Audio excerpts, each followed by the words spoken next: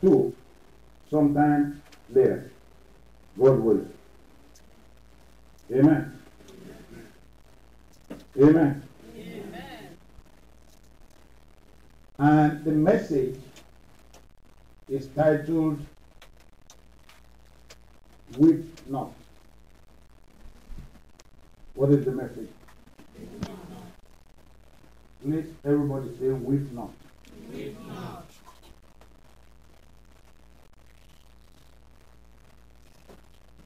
Weep not.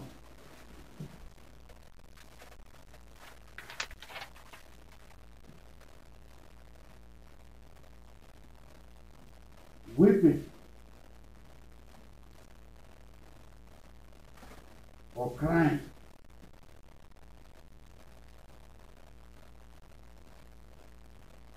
is not a good sign.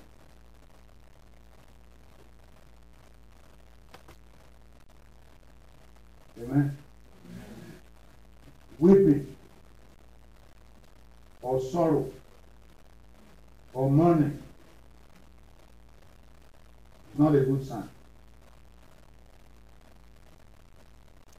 But even though it's not a good sign, it's not a good thing to do, but people still weep. People cry. As we are seated here praising God, rejoicing, there are some people that are mourning right now. So my deep, heavy sorrow.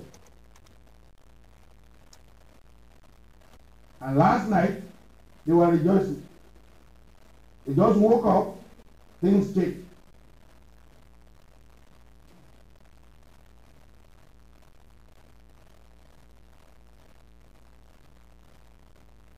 This world we live in is fraught with ups and downs. People are beaten down and they throw in the towel. People are made to weep. People make themselves to weep. Amen. Why? Why do people weep? What's the cause of mourning and sorrow in the world and in our lives?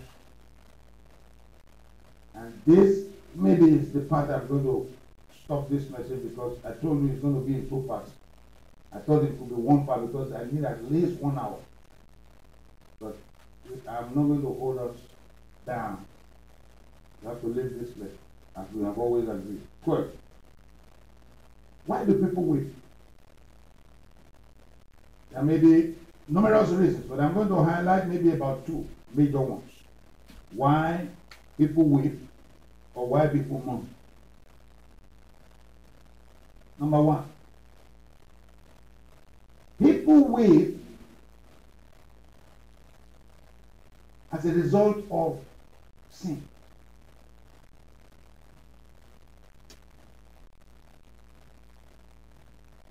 As a result of what? Sin. And embedded in this, there's this big set, the heading, and then the subset. People weep as a result of sin, as a result of some self-inflicted wounds. Wounds that they have inflicted on themselves by their own doing. They did it, they are suffering the consequences, so they weep, they mourn.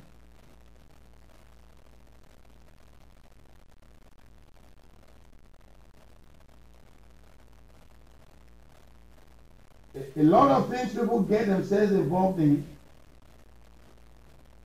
and by the time they get into a mud, you know, a quagmire, when you get into a mud and you are here, deep. Every attempt to get out, you are going deeper. Because there's nothing to hold on to. You are right there in the middle of the mud. And you are trying to get out. And every effort, you are going down a little deeper. And then deeper. And then deeper. You need God to rescue you. Otherwise,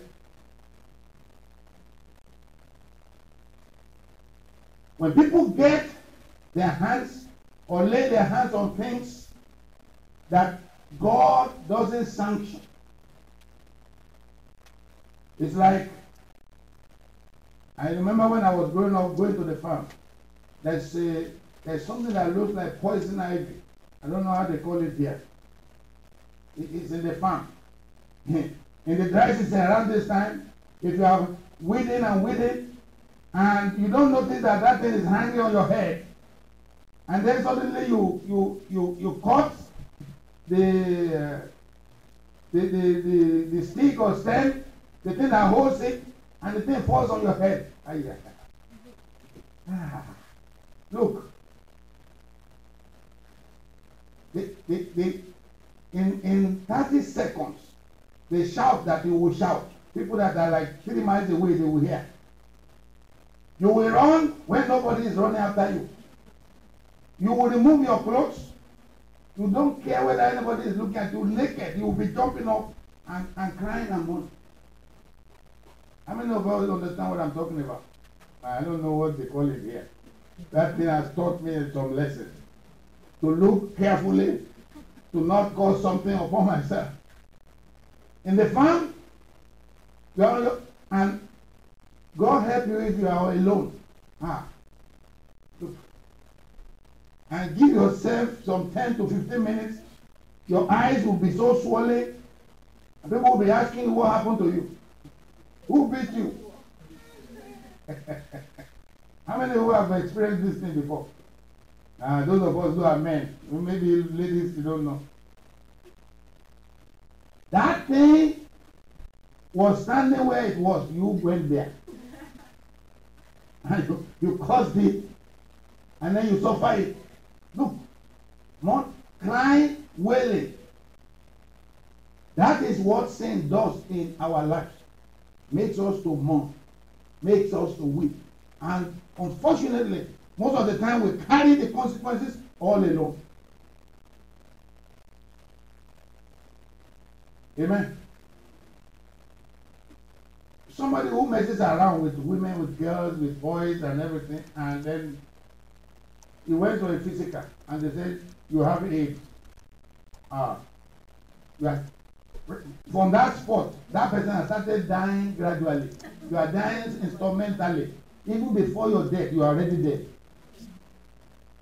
They just said, oh, we discovered some AIDS virus in your blood.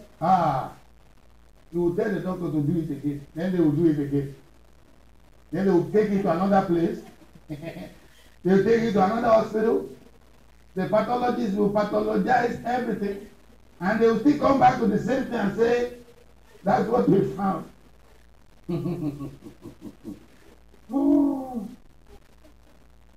Look, that person will put his or her finger in the eye for water to come out. Water will refuse to come. But you are dying. God forbid.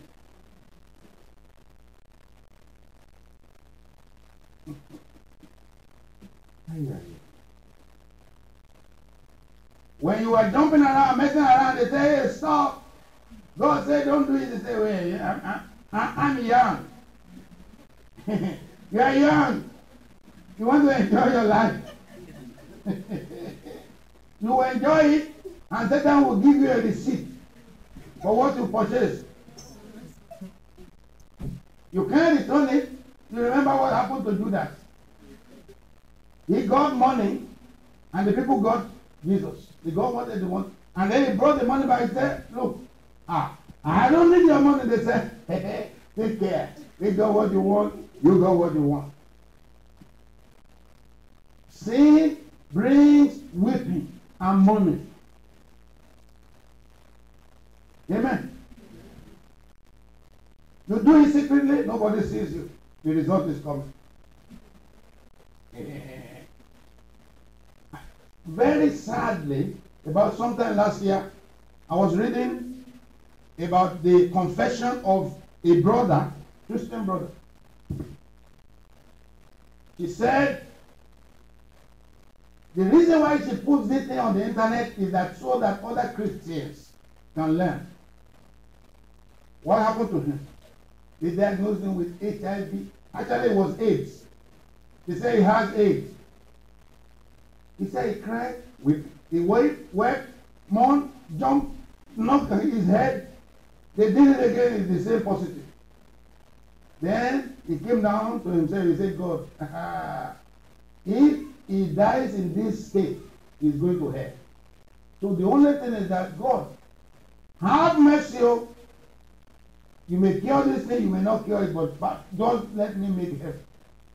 He's already dying before going to hell. He's already in hell before getting to hell. He said he had messed around a lot. And everybody said, hey, brother, you remember when I said, it is not outward expression of holiness. Brother, God bless you. Big Bible. And then he said he was messing around with girls. In the fellowship, he had about 2-3 girlfriends. Sleeping around with them. Amen. The result came, he was found to have AIDS virus in his blood. Which means he has got his death sentence. All doctors, they are trying, but I don't think they have found any concrete solution. They try. Some, they say, well, you go through chemotherapy, all the therapies, physiotherapy, chemotherapy. And then they say, yeah, you are clean, you are good. 3 years after, what happened? It comes back. Because the thing already spread. The chemotherapy and all the therapies didn't solve the problem. Because you messed up in the first time. And then you start dying and weeping and crying. Somebody who kills and is in jail. The first night in jail, that person will not sleep. Maybe the next 2 days. Maybe the next 1 week. Then the devil will play back his life history. All that he did to get him to prison, to jail. They will play the video to him all alone by himself. And then he will start crying and weeping. I wish I didn't do it. Somebody who killed his wife, killed his children, and killed himself. Or who killed wife and children and ran away. You think he will have peace? There is no peace for the wicked. Amen. Self-inflicted pain and wounds brings sorrow, brings money, brings weeping. And people experience that differently. All manner of immoralities, abortions, killings, and all that brings money, brings weeping, robbery, stealing, all kinds of shameful things that people do. They put you in charge of money. You are starting, you start to steal the money little by little. Nobody knows. The day they will know, the whole world will see your face. Self-inflicted wounds.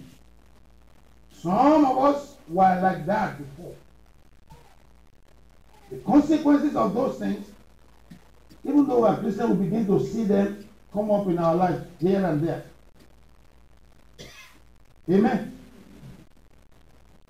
So God is merciful. Everybody say God is merciful.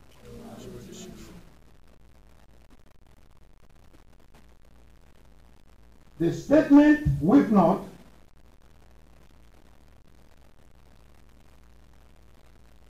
was said at least twice by Jesus. That's going to be the second part, but I'm going to draw a little conclusion from this. Number 2 reason why people weep or why people mourn. People or human beings may be attacked by the devil or by his agents. Affliction and pain and suffering that is caused by Satan, that is caused by demonic hosts, the messengers of Satan, witches, wizards, demons.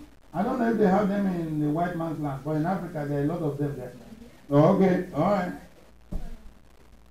They are They are messengers of Satan.